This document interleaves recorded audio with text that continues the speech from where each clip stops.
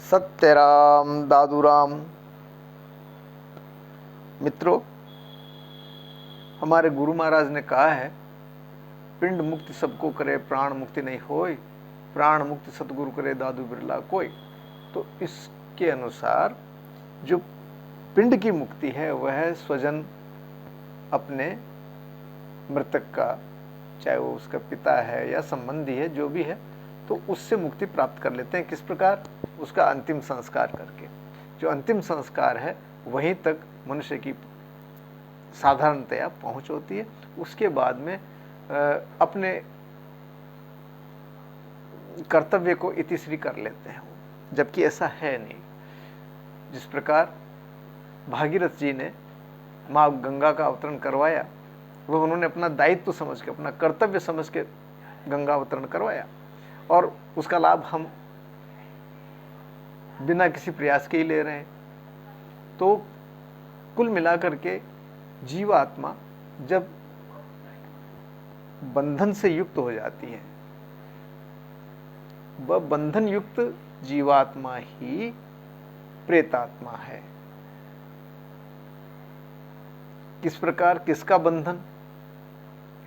तो negative energy का जो बंधन है जीवात्मा के साथ में, वह उसे बाध्य कर देती है प्रेत योनि में जाने के लिए। और प्रेत योनि एक प्रकार की इस प्रकार ऐसी अवस्था है जहां से अगर उस पर ध्यान नहीं दिया जाए तो हजारों वर्षों तक वह प्रेत योनि में ही रहता है।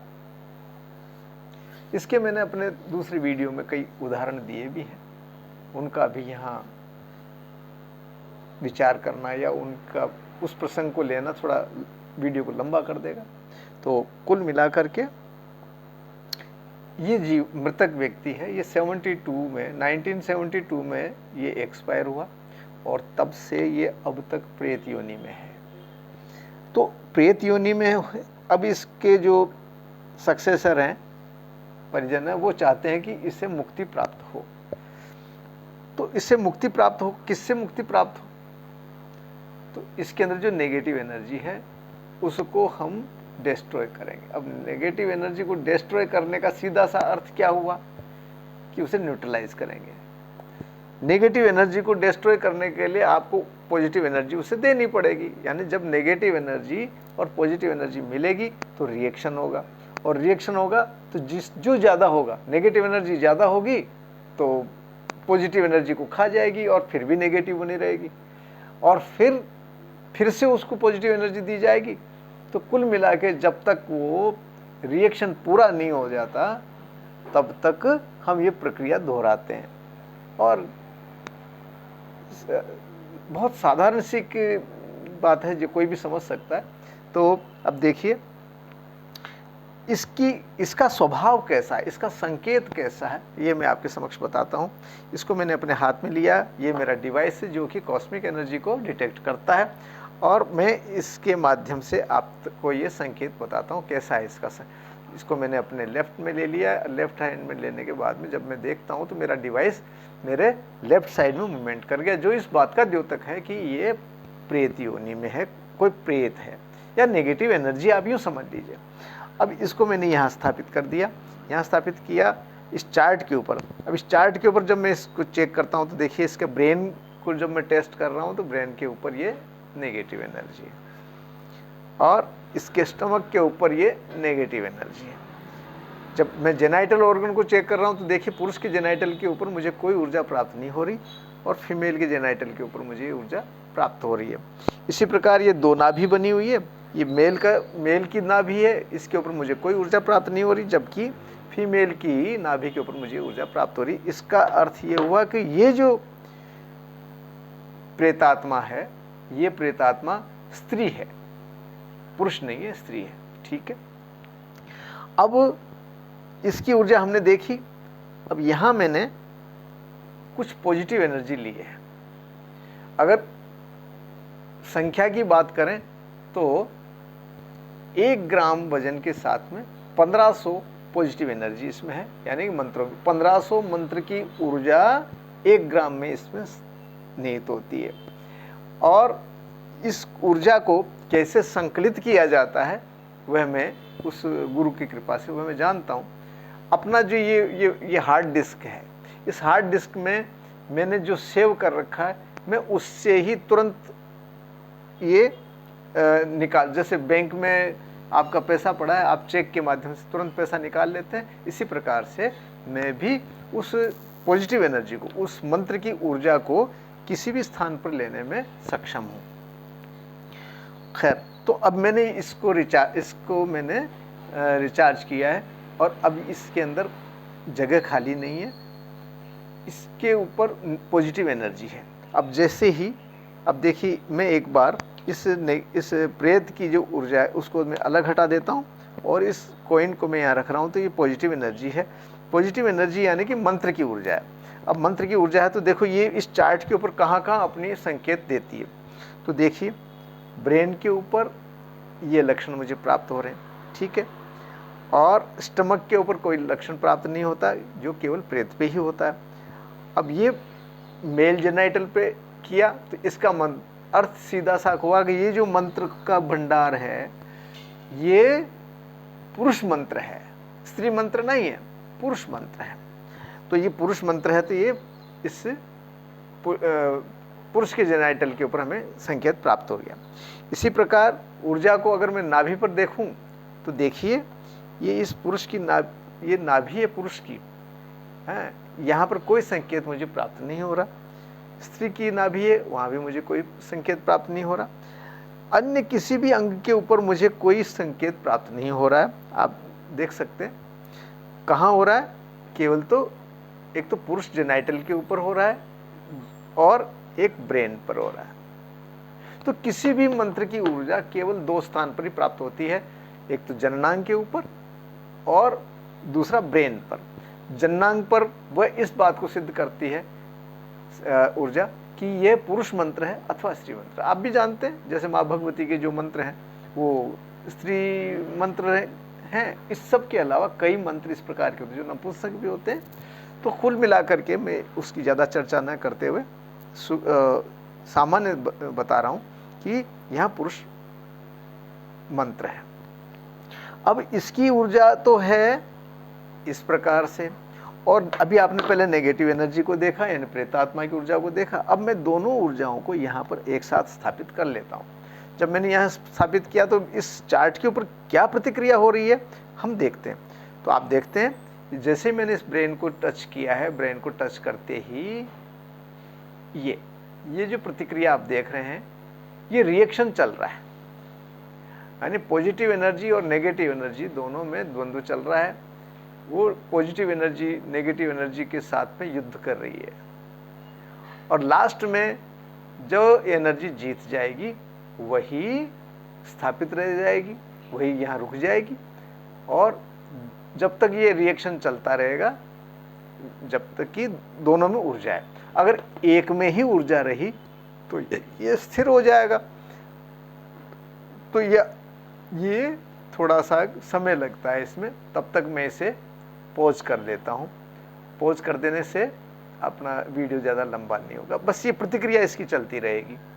जब ये पूरी तरह से इसका प्रेतत्व नष्ट हो जाएगा, यानी इसकी नेगेटिव एनर्जी जब समाप्त हो जाएगी और केवल पॉजिटिव एनर्जी यहाँ बच जाएगी, या नेगेटिव एनर्जी बच सकती है। अगर इसके ऊपर नेगेटिव एनर्जी ज़्यादा है इस प्रेतात्मा के ऊपर, तो पॉजिटिव एनर्जी को पूरी समाप्त कर देगी और फिर भी नेगेटिव बना रहेगा है। तो थोड़ी देर के लिए हम इसको पॉज कर लेते हैं। सत्यराम मित्रों, अब हम इसको फिर से चेक करते हैं कि यहाँ क्या अवस्था है अभी। तो हम देख रहे हैं कि यहाँ पर इस चार्ट के ऊपर जो ब्रेन है, ब्रेन के ऊपर हमें न्यूट्रल स्थिति प्राप्त हो रही है, अर्थात न पॉजिटिव ना नेगेटिव। तो ऐसा तो बहुत कम संभव होता है कि साहब बराबर आपने वजन दिया और बराबर उसने लिया और आपकी नेगेटिव एनर्जी डिस्ट्रॉय हो गई। तो हम एक बार चेक करते हैं, एक एक चीज़ को चेक करते हैं। तो हम ये जो मंत्र का जो हमारा कॉइन था, इस मंत्र के कॉइन को हमने ले लिया और इसे हम चेक करते हैं। तो आप देख रहे हैं कि ये तो न्यूट्रल हो गया, अर्थात इसमें ऊर्जा नहीं रही, मंत्र की ऊर्जा इसमें नहीं रही, अन्यथा ये ऊर्जा इधर आने चाहिए थी। अब हम क्या करेंगे, ये जो जिसमें प्रेतात्मा को हमने स्थापित किया हुआ था, इसको चेक करते हैं। तो देखेंगे आप कि यानी कि वह जो मंत्र जाप था वो सफिशिएंट नहीं है, यानी इसके पाप नष्ट नहीं हुए। तो अब हम क्या करेंगे, फिर से आप चेक कर सकते हैं। देखिए ये तो ब्रेन के ऊपर सिग्नल है, और ये स्टमक के ऊपर सिग्नल है, और ये इसके जेनाइटल के ऊपर सिग्नल है, और ये इसके नाभि के ऊपर सिग्नल है। अर्थात अभी इसका प्रेतत्व नष्ट नहीं हुआ। जिस प्रकार से पिंड का दाह संस्कार करते हैं, तो आप देखा होगा कि उसमें लकड़ी कम पड़ गई तो हम और लकड़ी लगा देते हैं, या कहीं घी डालते हैं, जो भी कुछ उपक्रम करते हैं, तो यानी उसको पूरी तरह से हम जला देने की प्रयास जिस प्रकार करते हैं, इसी प्रकार यहाँ जो प्राण है उस प्राण को हम मुक्त कराना चाहते हैं। किससे? नेगेटिव एनर्जी से, यानी इस जीव को प्रेतत्व से मुक्त कराना चाह रहे हैं। अब इसके लिए मुझे क्या करना पड़ेगा कि इसके अंदर और ऊर्जा लेकर के और इसको देनी पड़ेगी। तो आप देखेंगे ये इस समय नॉर्मल है। अब मैंने जैसा आपसे कहा कि अपने इस हार्ड डिस्क में से फिर से मुझे इसके ऊपर ऊर्जा लेनी है, मंत्र की ऊर्जा। ठीक है, तो मैं उसको अपने यहाँ से इसको ध्यान के द्वारा ये लिया जाता है, मैं इसको लेने का प्रयास करता हूँ।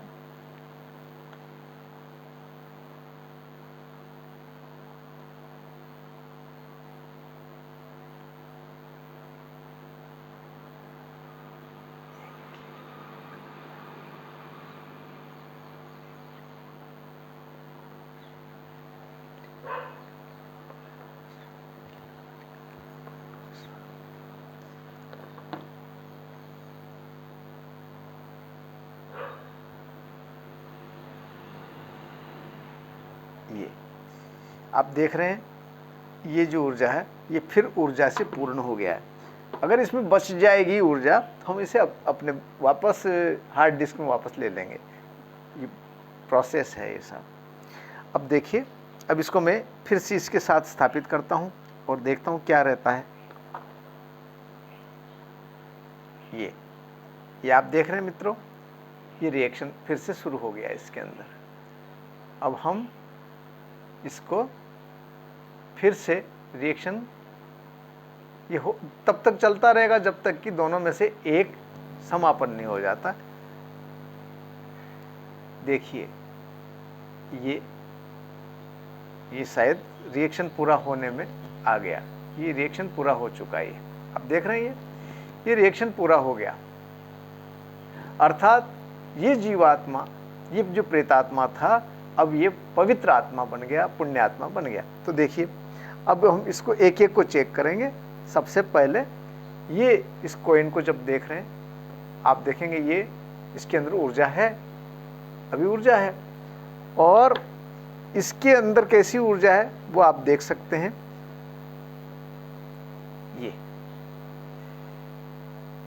ये इसकी ऊर्जा, अर्थात इसके ऊपर जो भी प्रेतत्व था या नेगेटिव एनर्जी थी वो नष्ट हो चुकी।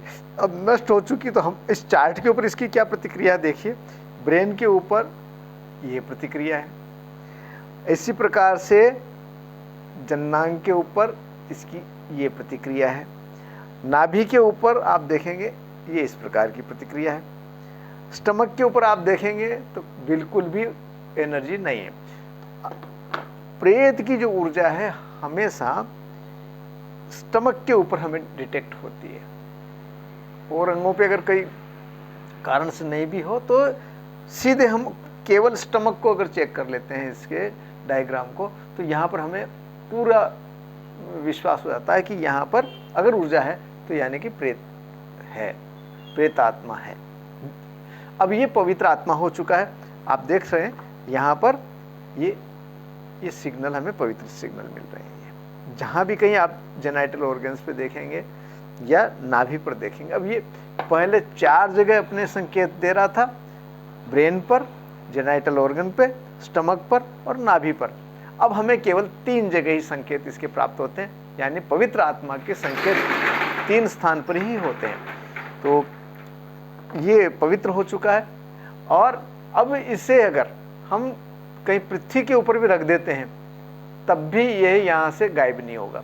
जैसे देखिए, ये मैंने यहाँ पृथ्वी पर रखा और पृथ्वी पर रख करके मैंने इसको वापस उठा लिया, तब भी ये ऊर्जा इसी में निहित है। यानी कि अब ये जो पवित्र आत्मा है ये मेरे वचनों से बंधा हुआ है, वचनों से बंधा हुआ है। तो जब तक मैं इसे यहाँ से विदा नहीं करूँगा, जब तक मैं इसका विसर्जन नहीं करूँगा, तब तक ये इसी पे रहेगा।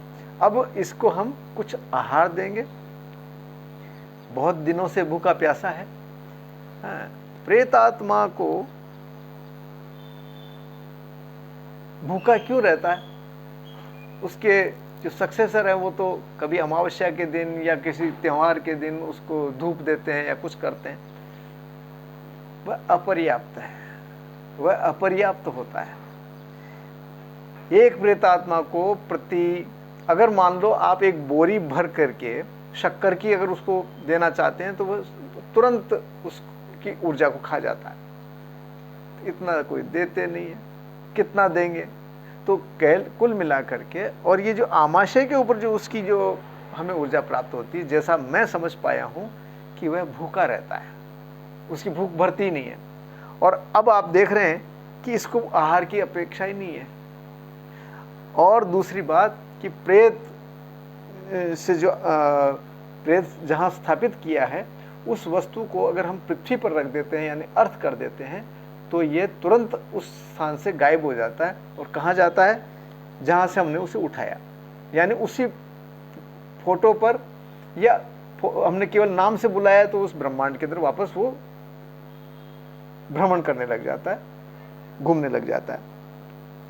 तो अब जब ये पुण्यात्मा हो गया है तो अब इसे कोई भी ना तो पृथ्वी पर रखने से ये गायब होता है, और न ही ये कहना चाहिए कि बहुत भूखा है। तो अब इसे हम केवल सम्मान के लिए इसको हम ये अर्पण करेंगे, थोड़ी सी मिश्री। अब आप देखेंगे कि ये हमने मिश्री के कुछ दाने ले लिए हैं यहाँ पर, और इनको मैं अर्पण करता हूँ। और ये स्वीकार कर रहे हैं, इस चीज़ को भी मैं आपके सामने इसका लक्षण बताऊंगा। तो देखिए, ये जो वस्तु है, इस वस्तु को जब हम चेक करते हैं तो ये न्यूट्रल, ये साइन जो दे रहा है ये सामान्य अवस्था का सिग्नल है, ना ये इधर जा रहा है और ना ये इधर जा रहा है। अब आप देख रहे हैं ये सामान्य ऊर्जा है। अब हम इसको एक बार, ये जो पवित्र आत्मा है इसको हम यहाँ से हटा लेते हैं, और हटाने के बाद में ये जो मिश्री मैंने ली है, इस मिश्री को भी हम इस चार्ट के ऊपर रख देते हैं। तो हम देखते हैं कि ये इसकी क्या कार्य, इसके जो पावर क्या है वो हम चेक कर पाएंगे। तो इसके लिए हमने ब्रेन पे रखा, तो आप देखेंगे ये ब्रेन के ऊपर इस प्रकार का लक्षण दे रहा है। अर्थात अगर इस मिश्री का कोई मनुष्य सेवन करेगा तो उसके ब्रेन पर ये प्रभाव है, उसके लीवर पर ऐसा प्रभाव है, इसी प्रकार उसके हार्ट पर इस प्रकार का प्रभाव है, उसकी किडनीज पर किस प्रकार का प्रभाव है, इस प्रकार का। जबकि उसकी आंख के ऊपर अगर हम चेक करेंगे तो देखिए, यानी कि ये मिश्री अगर कोई व्यक्ति खाता है तो उसकी आंख को नुकसान होगा। तो हम जितना भी मधुर पदार्थ जो सेवन करते हैं वह स्पेशली हमारे ऑप्टिक नर्व के लिए नुकसानदायक होता है, हमारी चक्षु इंद्रिय जो है उसको वो नुकसान पहुंचाता है। चक्षुष तेजोमयम तस्य विशेषात श्लेष्मतो भयम, एक आयुर्वेद का सिद्धांत है। तो आंख को श्लेष्मा से डर होता है। मिश्री जो है मधुर पदार्थ है, वो कफ को बढ़ाता है, श्लेष्मा को बढ़ाता है, एक ये भी सिद्धांत है। फिर भी ये एक अलग विज्ञान का विषय हो गया। मैं आपके स्थूल जो इसका परीक्षण है वो आपके समक्ष प्रस्तुत कर रहा हूँ। तो कुल मिलाकर के इसके अंदर ये एनर्जी इस प्रकार की है। और पेनक्रियाज को देखिए, जब अगर इसको सेवन किया जाता है, कोई मनुष्य सेवन करता है तो उसके पेनक्रियाज को कितना डैमेज करता है ये इसको नुकसान पहुंचाता है। यानी कि करीब करीब 70% तक ये नुकसानदायक चीज़ है पेनक्रियाज के लिए। तभी तो डायबिटीज़ के अंदर जब मधुमेह हो जाता है तो व्यक्ति को मीठा खाने से रोका जाता है, चिकित्सक मीठा खाने से रोक देते हैं। वह लॉजिकली बिल्कुल सही है, आपने देखा भी यहाँ। खैर, तो अब अपन आ जाते हैं वापस इस प्रसाद को, इस वस्तु को मैं ये जो पुण्य आत्मा है इसको मैं अर्पण कर देता हूँ। तो जब मैं इस पुण्य आत्मा को यहाँ रख रहा हूँ और फिर मैं इसको अर्पण करता हूँ, तो देखिए मैं अगर इसे यूँ अर्पण कर देता हूँ, इस प्रकार हम देवता को अर्पण करते हैं, तो मैं देखिए इसको इस प्रकार से अर्पण करता हूँ। आप इसकी ऊर्जा को फिर से एक बार देख लीजिए, ये न्यूट्रल है, बीच में रुका हुआ है। अब इसको मैं इस प्रकार जब इसको अर्पण करता हूँ, ये मैंने यहाँ अर्पण कर दिया, ये अर्पण किया, तो आप देखेंगे कि इसकी जो ऊर्जा है उसमें कोई परिवर्तन आया है क्या? तो आप देखेंगे यहाँ पर किसी भी प्रकार का कोई परिवर्तन इस पे नहीं आया। अच्छा ठीक है, तो अब हम जो मृतक होता है उसको हम श्राद्धों के समय में अधिकांश व्यक्ति इस प्रकार से अर्पण करता है। तो यानी कि व्यक्ति जानता तो है कि उसके पूर्वज प्रेत योनि में हैं, लेकिन आत्मतुष्टि के लिए या कैसे भी समझिए, वो अज्ञानवश समझिए, वो इस प्रकार से आहार देता है।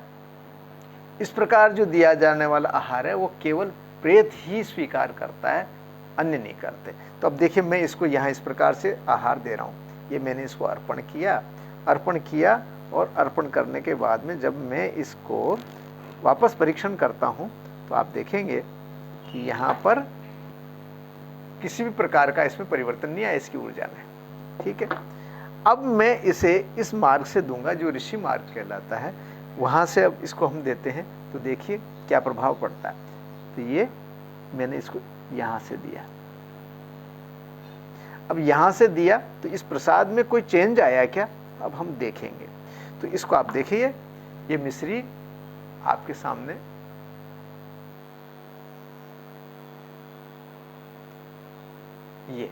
इसमें ये परिवर्तन आ गया, ये परिवर्तन इसके अंदर, ये आप देख रहे हैं, जो पहले यहीं पर निशान यहीं पे रुका हुआ था, अब ये इधर दौड़ के आ गया है दाहिनी ओर आया है। इसका अर्थ है कि ये पवित्र आत्मा को दिया हुआ प्रसाद है।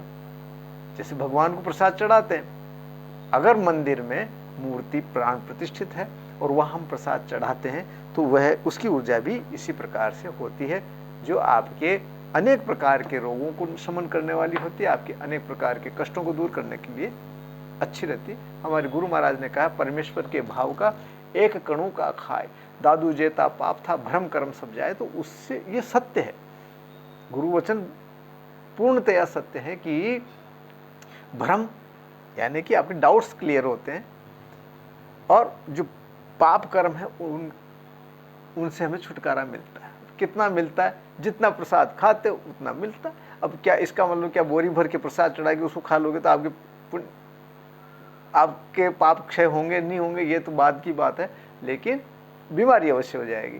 तो मित्रों, कहने का अर्थ मेरा ये है कि भगवान का नाम लेना चाहिए। अपने जो बायोलॉजिकल इष्ट देवता है उसके अलावा और कोई साधन नहीं होता है, और कोई साधन नहीं है जो आपको प्रेत योनि से बचाए। खैर, अब तो ये प्रसाद इस प्रकार का हो गया। आपके जानकारी की मात्र के लिए एक इस कॉइन को मैं यहाँ रख लेता हूँ, और मेरे पास में अन्य एक प्रेत है, अन्य भी प्रेत हैं इसके अंदर। तो मैं एक प्रेत लेता हूँ और इस प्रेत को मैंने यहाँ रखा इस चार्ट के ऊपर, और इस चार्ट के ऊपर रखा और इसको बंद रखना पड़ता है। अगर बाय द वे ये अर्थ अगर हो जाएगा तो ये गायब हो जाएगा यहाँ से, फिर मुझे प्रयास करके इसको पकड़ना पड़ेगा। इसको मैं पैक करके रखा हुआ है मैंने। बाकी इसके कारण से इस बोतल में, ये जो प्लास्टिक बोतल है, यहाँ पर भी आप इसका लक्षण देख सकते हैं। ये जो देख रहे हैं आप, यानी ये नेगेटिव एनर्जी, तो इसको मैं एक तरफ रख देता हूँ। और इसको मैंने चार्ट पे रखा, तो आप देखिए इसका ब्रेन, ये ब्रेन, ये इसका आमाशय, और इसका जेनाइटल ऑर्गन। देखिए ये स्त्री के जननांग के ऊपर हमें कोई प्रकार का लक्षण संकेत नहीं मिल रहा, पुरुष जननांग के ऊपर हमें ये लक्षण मिल रहा है, यानी कि ये पुरुष प्रेत है। इस वासर के ऊपर, ये जो स्टील की जो मेटल की जो चीज़ है, इसके ऊपर पुरुष प्रेत इस समय विद्यमान है। ये पुरुष की नाभि, यहाँ पे हमें सिग्नल मिल रहा है, जबकि ये स्त्री की नाभि, यहाँ पर हमें कोई तरह का सिग्नल नहीं मिल रहा। तो अब हम इसे आहार के रूप में कुछ देना चाहते हैं, तो हम इसे भी मिश्री अर्पण कर देते हैं। तो आप देखिए मित्रों कि वीडियो लंबा होता चला जा रहा है, लेकिन मैं आपके जानकारी के लिए बता रहा हूँ, मेरा ये अनुभव है, तो मेरा अनुभव आपके साथ में साझा कर रहा हूँ। तो इसको मैं इधर से दूंगा तो ये स्वीकार करेगा, क्योंकि जब मैं जान रहा हूँ कि प्रेत है, तो प्रेत को तो इसी तरफ से दिया जाता है। तो ये वीडियो लंबा ना हो, मैं इसको पहली ही बार में मैं यहाँ से इसको अर्पण करता हूँ। देखिए ये मैंने इसको अर्पण किया, ये इसको मैंने दिया इस प्रेत आत्मा को। तो अब यहाँ पर क्या लक्षण इस प्रसाद के अंदर हुआ जो आप देखेंगे। मित्रों, मैंने प्रेत को जिस मार्ग से दिया जाता उसी मार्ग से दिया, फिर भी ये स्वीकार नहीं हुआ। क्या कारण है? इसका कारण है मित्रों कि प्रेत मिश्री को नहीं सेवन करता, मिश्री का प्रसाद नहीं लेता। तो किसका प्रसाद लेता है? वह लेता है शक्कर का प्रसाद। अब देखिए यहाँ मैंने ये शक्कर ली है, और इसका जो इसकी ऊर्जा है वो आप देखिए, ये सामान्य ऊर्जा है, यानी कि ना नेगेटिव है ना पॉजिटिव है, सामान्य ऊर्जा है। अब इसको मैं जैसे ही इसे अर्पण करूँगा, इसी मार्ग से अर्पण करूँगा, तो ये देखिए प्रेत को इस प्रकार से दिया जाता है। आप देखेंगे ये मैंने इसको अर्पण कर दिया। तो आप देखिए कि इस पर क्या प्रभाव पड़ा, अर्थात क्या इसने इसे स्वीकार किया या नहीं किया। तो इसके लिए मैं इस मिश्री, इस शक्कर को एकत्रित कर लेता हूँ अपने हाथ में।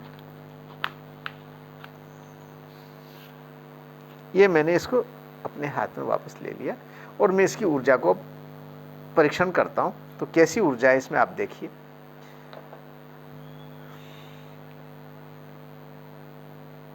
ये अब ये प्रेत का उच्छिष्ट हो गया। दो बात सिद्ध हो गई, एक तो ये मिश्री नहीं लेता प्रेत, और क्या शक्कर खाता है।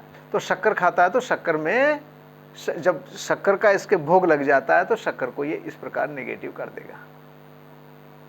अब हम ऐसी जगह पर जहाँ प्रेत की पूजा की जा रही है अनजाने में, मैं नहीं कहूँगा कि जान करके कोई पूजा करते हैं, लेकिन अनजाने में ही सही।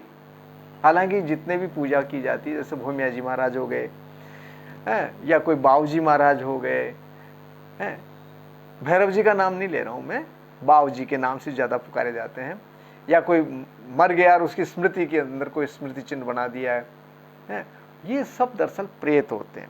और उन प्रेतों को जब हम कोई चीज़ अर्पण करते हैं तो वह उसका उच्छिष्ट हो जाता है, उसका जो उसके अंदर जो एनर्जी होती है उसको तो वो सेवन कर लेता है। और जिस प्रकार सांप का दंश होता है, सांप किसी को दसता है तो उसके शरीर में विष डाल देता है।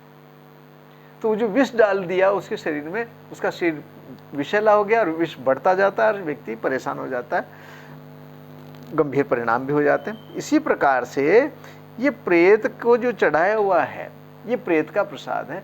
तो सपोज कीजिए किसी ऐसे मंदिर में गए जहाँ प्रेत की पूजा हो रही है, अनजाने में हो रही है, मूर्ति बना रखी है हनुमान जी महाराज की और पूजा हो रही है प्रेत की, तो वहाँ क्या होगा, इस प्रकार आप जब प्रसाद कोई भी चढ़ाते, कोई भी वस्तु चढ़ाते हैं, जब वहाँ अवेलेबल होती है, कोई मिठाई हो गई या जो भी कुछ है, तो उसमें से एक कण का जो कोई प्रसाद लेगा, जैसे देखिए ये जो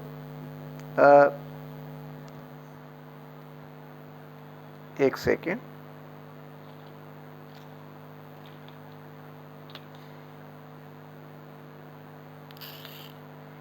मैंने इसका आप देख पाएंगे ये एक दाना लिया है, ये एक दाना मैंने लिया है इस शक्कर के अंदर से केवल। तो जब प्रसाद के कोई बांटेगा तो वो एक एक दाना तो देगा कम से कम।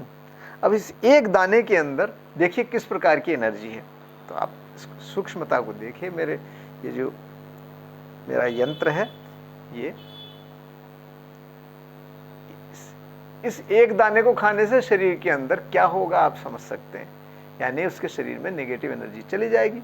अब वो नेगेटिव एनर्जी आप इसके कम से कम इसके बराबर की पॉजिटिव एनर्जी होगी जो आपके बायोलॉजिकल इष्ट की होगी, तभी ये डिस्ट्रॉय होगी। आपको बायोलॉजिकल इष्ट की अगर जानकारी नहीं है तो ये एनर्जी आपकी डिपॉजिट हो जाएगी, शरीर के अंदर रुकती जाएगी, संघर्ष चलता रहेगा, नाना प्रकार की बीमारी हो जाएगी। कहीं टेंशन हाइपर टेंशन हो गया, तो कहीं कोई हार्ट डिजीज हो गई, कहीं कैंसर हो गया, तो कहीं लीवर में जिसको सिरोसिस कर देते हैं, दरअसल वो इन्हीं की देन है। वायरस जिसको कहते हैं वो दरअसल इसी की देन होती है। 99% मैं श्योर हूँ कि जितने भी वायरल इन्फेक्शन जो कहे जाते हैं दरअसल वो नेगेटिव एनर्जी ही है।